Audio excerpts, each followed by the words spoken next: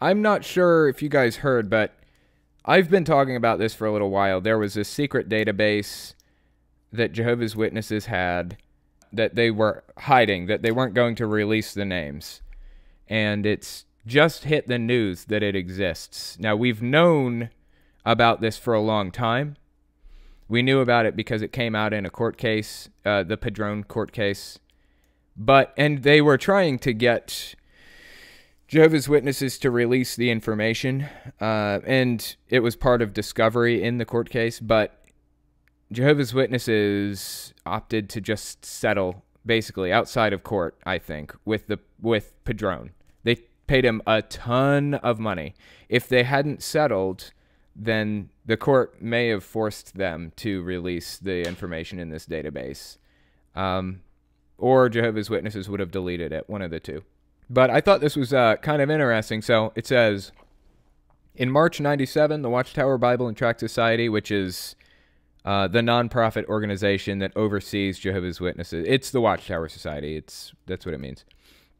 Sent a letter to each of its 10,000 congregations and to many more congregations worldwide. The organization was concerned about the legal risk posed by possible within its ranks. The letter, there goes monetization on this video. The letter laid out instructions on how to deal with a known predator. Write a detailed report answering 12 questions. Was this a one-time occurrence, or did the accused have a history? How is the accused viewed within the community? Does anyone else know about the abuse? And mail it to Watchtower's headquarters in special blue envelopes. Keep a copy of the report in your congregation's confidential file. The instructions continued, and do not share it with anyone. Thus did the Jehovah's Witnesses build what might be the world's largest database of undocumented, at least 2 decades worth of names and addresses, likely numbering in tens of thousands, and detailed acts of alleged abuse, most of which have never been shared with law enforcement, all scanned and searchable in a Microsoft SharePoint file. In recent decades, much of the world's attention to allegations of abuse have focused on the Catholic Church and other religious groups. Less notice has been paid to the abuse among the Jehovah's Witnesses, a Christian sect with more than 8.5 million members. Yet, all this time, Watchtower has refused to comply with multiple court orders to release the information contained in its database, and has paid millions of dollars over the years to keep it secret, even from the survivors whose stories are contained within. That effort has been remarkably successful until recently. A white priority mailbox filled with manila envelopes sits on the floor of Mark O'Donnell's wood-paneled home office on the outskirts of Baltimore, Maryland. Mark, 51, is the owner of an exercise equipment repair business and a longtime Jehovah's Witness who quietly left the religion in late 2013. Soon after, he became known to ex-Jehovah's Witnesses as John Redwood. Oh, shit, John Redwood. Okay, I know him. An activist and a blogger who reports on the various controversies, including cases of child abuse surrounding Watchtower. Recently, he's begun using his own name. I did not know that. I thought that was a real name. Okay. He works with Lloyd Evans a lot. That's amazing. I'm so glad that he's involved in this. When I first met Mark in May of last year, he appeared at the front door of his modest home in the same outfit he nearly always wears: khaki cargo shorts, a short-sleeved shirt, white sneakers, and sweat socks pulled up over his calves. Well, that's kind of boring. One would think that he would mix it up a little bit every now and then. Why not black cargo shorts from time to time? Or even multicolored?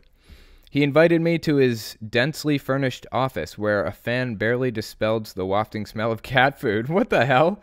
Why are they talking about what his office smelled like? Are they trying to draw us a fucking picture here? What are they doing? Where a fan barely dispelled the wafting smell of cat food. He pulled an envelope from the priority mailbox and passed me its contents.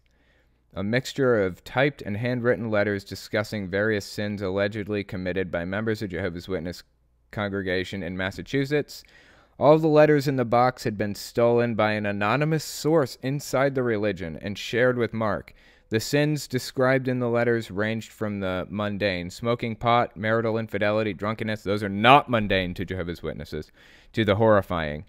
Slowly, over the past couple of years, Mark has been leaking the most damning contents of the box, much of which is still secret. Mark's eyebrows are permanently arched, and when he makes an important point, he peers out above his rimless glasses, eyes widened, which lends him a conspiratorial air. Start with these, he said. Oh my God, this is such a ridiculous article. Why are they writing it like this? Just give me the fucking information. I don't need this picture drawn. Ugh, God. With a conspiratorial air. Give me a break. Among the papers Mark showed me that among the papers Mark showed me that day was a series of letters about a man from Springfield, Massachusetts, who'd been disfellowshipped, a form of excommunication, 3 times. When the man was once again reinstated in 2008, someone working in a division of Watchtower wrote to his congregation, noting that in 1989, which, by the way, it's the year I was born, interestingly, he was said to have allowed his 11-year-old stepdaughter to touch on at least 2 occasions. I was struck by the oddness of the language. It insinuated that the man had agreed to, rather than initiated, the contact. After I left Mark's house, I tracked down the stepdaughter, now 40. In fact, she told me she'd only been 8 when that happened. He was the adult and I was the kid, so I thought I didn't have any choice. She was terrified, she told me. It took me 2 years to go to my mom about it. That's really sad. Her mom immediately went to the congregation's elders, who later called the girl and her stepfather in to pray with them. Really? She remembers it as a humiliating experience. God, I hate this shit. Her stepfather was eventually disfellowshipped for instances that involved fornication, drunkenness, and lying, according to the letters. But according to the stepdaughter, his alleged of her resulted only in his being privately reproved. Of course it did. A closed-door reprimand that is usually accompanied by a temporary loss of privileges, quote-unquote, such as being allowed to offer comments during Bible study or lead prayer. The letters make no reference to police being notified. The stepdaughter said her mother was encouraged to keep the matter private, and no attempt was made to keep the stepfather away from other children. Calls to the congregation's Kingdom Hall, the witness version of a church for comment, went unanswered. Yeah. So to break this down, basically they're saying that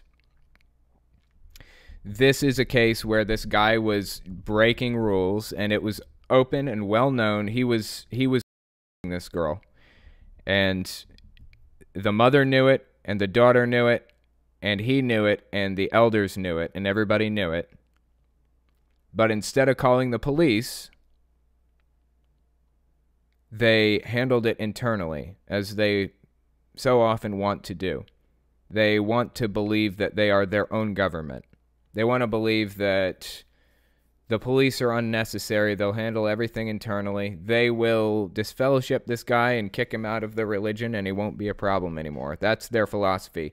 They don't give a shit what happens when he leaves. They don't care what other children he comes in contact with when he leaves the religion, because they're not going to be Jehovah's Witness children. They're only worried about Jehovah's Witness children. They fancy themselves their own government. That is really the issue. And they treat it like a sin and not a crime, in my opinion. Of course, now I think they're getting a little bit better about it, about contacting the police and things like that.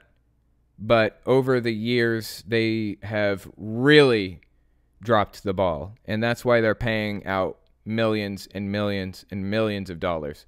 They're paying out so much money right now that they had to sell off their headquarters that they've had since day one, pretty much.